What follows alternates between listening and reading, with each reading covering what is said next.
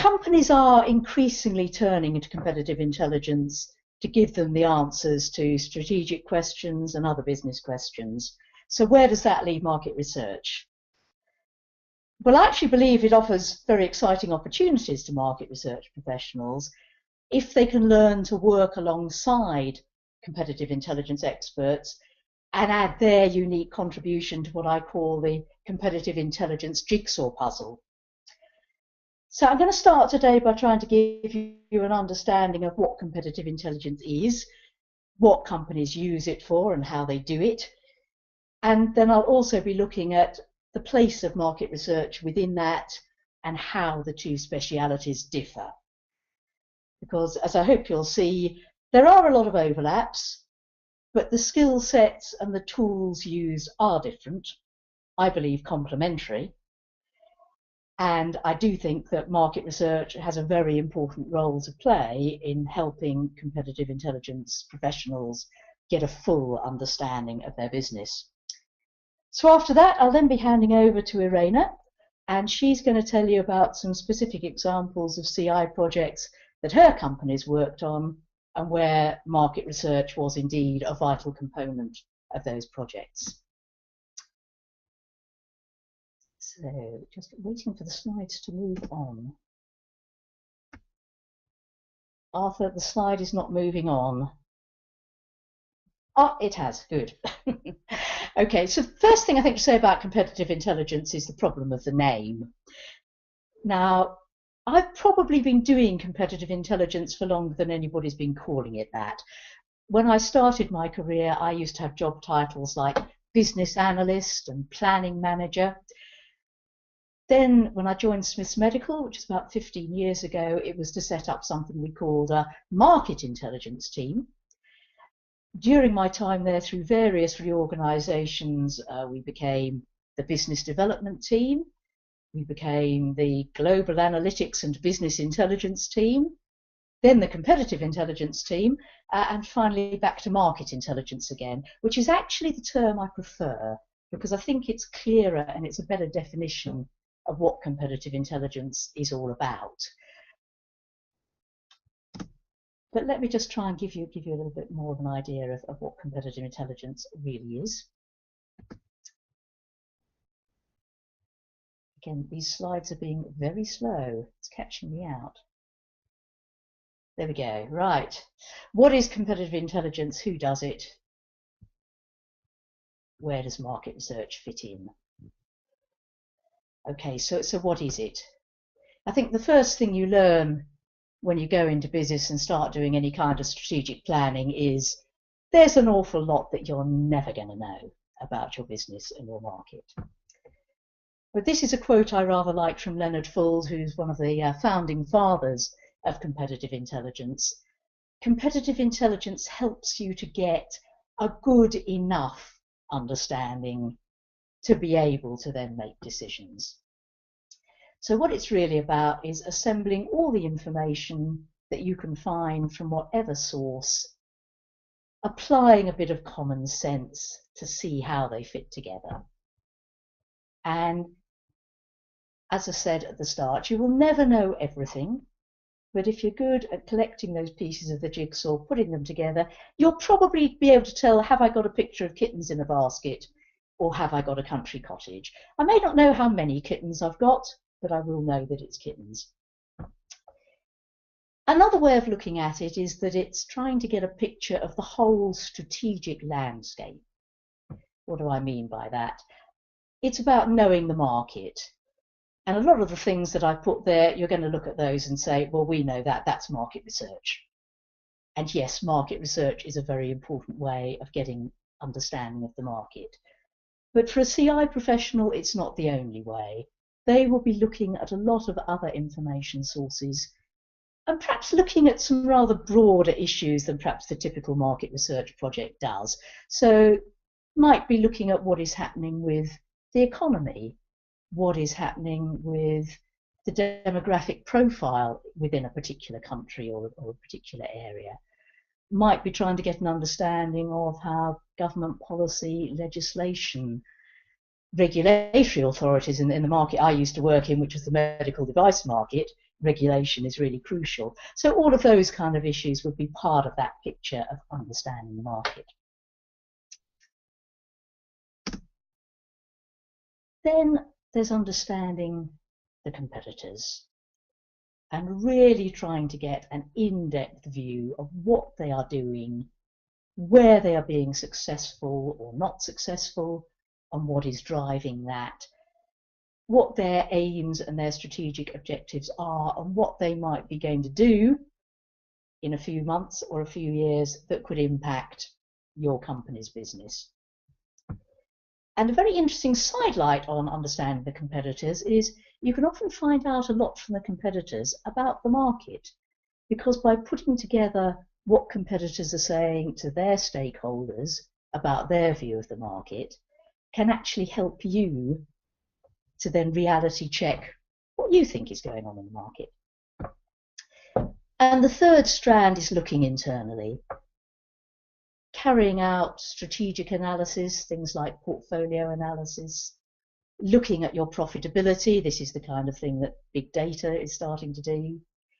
Understanding your company's strengths and weaknesses, and also, most importantly, understanding where your stakeholders want you to go, what you need to do to satisfy your management or your shareholders. Putting all of those pieces together hopefully gives you that complete picture, which then gives you a solid foundation for strategic planning and for any decisions that the business needs to make, be those strategic or tactical decisions. So what does a competitive intelligence function actually do? At its simplest, it's collecting information and producing some kind of reporting on that information, hopefully adding some analysis and some insight to that to make it useful to the business. The really important bit is what happens in the middle. From all the raft of information sources that are available, from all the different pieces of intelligence that are flowing in, being able to identify which of those are really important to the business, which do people really need to know about. And synthesis, being able to put those pieces of the jigsaw puzzle together, see how they fit, gather a deeper insight as a result of actually putting together information from different sources. Now that funnel that's sitting in the middle there, depending on the company, can be a lot of different things. At its simplest, it might be a person or a small team of people who are sitting there and manually reviewing their information sources and producing their reporting. Increasingly, though, companies are looking to put in place competitor intelligence systems. Sometimes those are homemade. People use things like SharePoints, but again, increasingly people are looking to buy in a proper competitive intelligence system that enables them to organise the information, make it available to everybody across the company who needs to know it. But whatever it is that's sitting in the middle there, what is coming in is a whole raft of different things. Again, different companies will tend to focus more or less on different sources of information. Some people may be doing a lot with very sophisticated news monitoring, with web crawlers looking for key terms in context. Some people will be focusing on what competitors are doing and looking at all of the competitors' reporting. Some people may be using a lot of market research, some may be only using a little. And again, what is coming out will vary according to the needs and the demands of the company, but it's going to be these kinds of things. Some routine, regular reports to keep the managers in the business aware of what is going on in the market, what competitors are doing. There may be in-depth briefings looking at a particular subject. There will almost certainly be some strategic analysis going on to help put the strategic plan together. There'll be some regular reporting of news, the daily insights. And certainly for my team at Smiths Medical, I tried to make sure we weren't just telling people, here is a piece of news. We were trying to say, here's a piece of news. This is what we think it means. This is what you should maybe think about doing about it. Because with all of this competitive intelligence activity, it's completely pointless unless it actually makes a difference to the business. If it drives someone in the business to take an action that is helpful that they wouldn't otherwise have done, then it's achieved its purpose. If all it does is provide people with some interesting stuff that they read and think, oh, that was interesting, then there's really no point in it all. And one of the key roles, I think, is to get people talking, to get people sharing information, thinking about the information, so that in a sense the whole company becomes the competitive intelligence team. Just to look a little more specifically about what a competitive intelligence team might be doing. Every company is going to have its own different strategy, but they all pretty much boil down to one of these things that's going to drive growth: new products, new markets, new core points, selling more of your existing products into existing markets, or trying to make your business more operationally effective. Competitive intelligence should be supporting at least some of those strategy gears. So the kind of activities that my team at Smiths were doing, we spent a lot of time looking at economic trends, at what was happening with unemployment rates, trying to understand the socio-demographic makeup of some of our different markets, and looking at trends in the marketplace. For example, new legislation came out in Europe earlier in the year that hospitals, when they were using needles on patients, had to use needles where the points were safely covered after use to prevent blood-borne infections being transmitted to the staff. That was actually something that was really important to know in advance so that we were prepared and ready to go into that market. Another area is trying to collect all of this global and local intelligence, and this means that if anybody in the company finds out something useful, they go to a trade show, they talk to a customer, they pick up a piece of information, that is being fed in and shared. And of course, that any information that the competitive intelligence team has, they are sharing out to the people who need to know it. As I've said, competitor intelligence is another really big area. I used to have one person who was completely dedicated to that. That was her full-time job. Carrying out the strategic analysis, using all this information to make sense of it for the business. Market mapping, which I'm going to talk a little bit more about in a moment, and market modelling. So this is where you don't have all the information you need, but can make some educated guesses based on what you do and on extrapolating from what you know. Those, I would say, are core functions of a competitive intelligence team. They may also include the big data side, the business analytics, or that might be a separate team that does that, or a consultancy team that does that. It may also include primary market research. During my time at Smiths, I did always have a market research person on my team, and we actually did quite a lot of in-house market research as well as working with agencies. But again, in some companies that might be a separate function.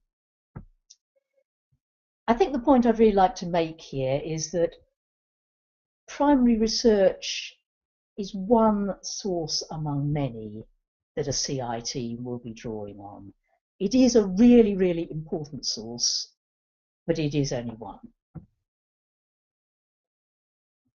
So let me try and give you one or two examples of how CI is used in practice.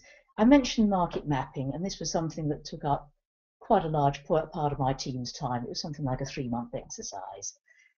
What we were doing was looking at all our information sources for any information we could get on the market. Where we didn't have that information, we might very well be looking to do some primary research to then fill in the gaps. We then take all of those pieces and, as I said before, try and put them together. So it's a matter of triangulating the sources, comparing the information coming from different sources, making a judgment as to which of those make sense and which don't, and putting all of them together. And as I said, if we don't know, either looking to primary research or to modelling to fill in those gaps. What we'd end up with is something that looked like this, our market map. So for each segment of the business, our best estimate of the size of that market, the shares of the main competitors in that market, how that market had grown in the past and how it might grow in the future. And that was the basic fundamental platform on which all of our strategic planning as a company was then built. It was also what product managers would use when they were trying to build a business case for investment in a new product. It was what regional and country managers would use when they were trying to decide how to allocate their sales and marketing resources. So it was a really important building block for the whole of the business. Other things that CI can be involved in is when people are looking at growth opportunities and need to understand the positive factors that might make that an attractive opportunity, the issues and problems and the risks that might be causing you to take a second look at that. Once again, I put the pillar in there of understanding the customers, and again, clearly market research, a really important part of that. But the other areas we might very well be drawing upon different sources, and a lot of what would be feeding into this would be the continuous monitoring, the regular news gathering, the regular competitor analysis, giving us the understanding that we needed there. Another area is then, having looked at those opportunities, to decide which are the ones that actually ought to be progressed, because companies always have far more opportunities than they've actually got the time and resources to take forward. So again, using that good understanding of the market, the competitors, the company itself, it's possible then to form a good judgment of which of those opportunities are going to be the most successful. And last example is actually looking at how the business is performing. Because I rather like this quote from Winston Churchill: everybody loves building strategies, putting lovely pictures together, and we produce our strategic plan and everybody applauds and says it's wonderful. Do we ever go back and see how successful it was? A lot of companies don't, but they really ought to. So this is just one example of the kind of tool that might be used. Looking at competitors' reported business growth, stripping out all the factors like acquisitions and currency effects that might be impacting on that, in order to get a view of the underlying growth of the market. So that's my green line there, the average, the yellow line actually, the average of the competitors. The green line then being your own company's performance. And you can see with the kind of gap that's opening up there, people might be starting to get a little bit concerned. And then when they look at the strategic plan and see, as strategic plans tend to do, the wonderful, wonderful future that lies ahead of us and the fantastic growth that we're going to be getting, if we compare that with what our competitors are saying about the growth they expect to get, there's a bit of a credibility gap there. So it acts as a reality check and helps the business make sure that they're not living in cloud cuckoo land. Finally, just before I hand over to Irena, I'd like to say a little bit about what I think makes a good CI professional. And I think perhaps you'll begin to see why I say it is a different skill set from the market research skill set, although there is a lot of overlap. I think the first thing is somebody needs to really love looking for information, to have the determination to go hunting, to try different sources, different approaches, until they either find what they need or have pretty much convinced themselves the information is not there to be found. So that ferret-like approach to hunting the information. I think you really need to love numbers, not just be numerate, but really enjoy working with numbers. And I've always found if I sit down with a spreadsheet and I try things this way, that way, analyse it in different ways, after a while the numbers start to speak to me and I start to understand what they're telling me. But I think we've got to have that enjoyment of working the numbers. Flexible thinking, trying different approaches, being prepared to change your ideas as new information comes in. Really good commercial judgment. So there I've got my CI professional at the top deciding which pieces of intelligence are the useful ones that are going to be taken up and presented to the higher management, which are the ones that are really no good, and we're going to cast those aside down into the pit. Helicopter ability. This was actually one of the management competencies which Shell used to use, which led to many jokes about people having made vague buzzing noises but not become airborne. But actually it's a very good concept. It's about being able to move between the big picture view and the detail and back again constantly. And that's a really, really important skill for a CI professional to have. And puzzle solving, being able to see how those pieces do fit together, what the implications might be. And perhaps most important of all, being connected. Somebody once said to me, the competitive intelligence manager should be the best connected person in the company, and I think that's very true. They actually need to be sure that anybody who finds any information is going to think, I should send that to Nadia's team. And they also need to know who are the people that they need to be sending information to. So I think all of those pieces come together. So there's just a little taster. I hope what I've demonstrated to you is that good competitive intelligence needs good market research. So I would say to you, make sure you can show your clients how market research can complement their competitive intelligence activities. If any of you would like to know more, or if you've got any projects that you'd like to discuss, Arthur's very kindly put my contact details on there for you, so I'd be very happy to talk to anyone.